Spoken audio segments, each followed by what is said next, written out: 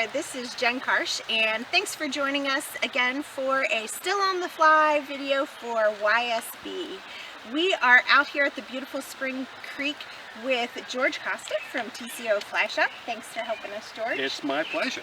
And today we are going to talk with George a little bit about flies, lure education. Some might say that that is the most important part of fly fishing. What do you say, George?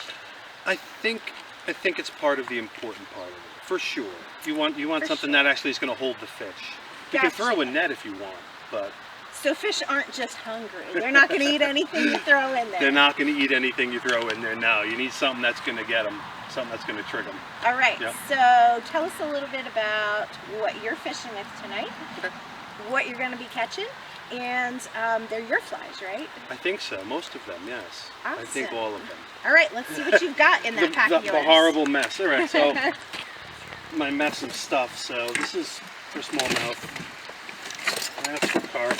We don't need any of that. So we're out here on Spring Creek, and this is a brown trout fishery primarily. So trout are very fussy fish. They kind of get acclimated to what they're eating in the water, and all these fish are all wild.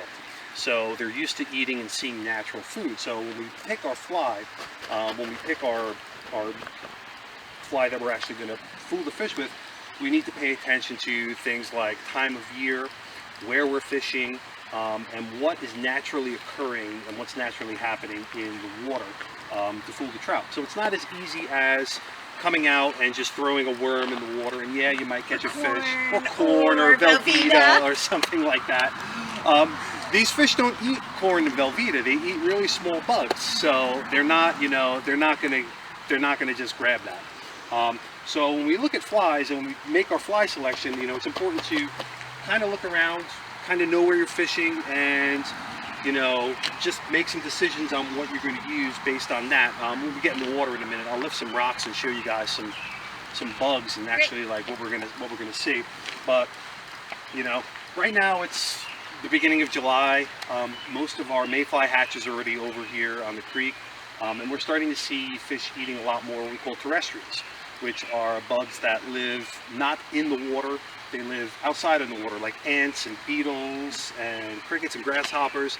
These are bugs that incidentally fall in the water, and we try to imitate them because that's what these fish are starting to see. When it's hot, there's a lot of ants crawling around, they fall in the stream. So a lot of movement.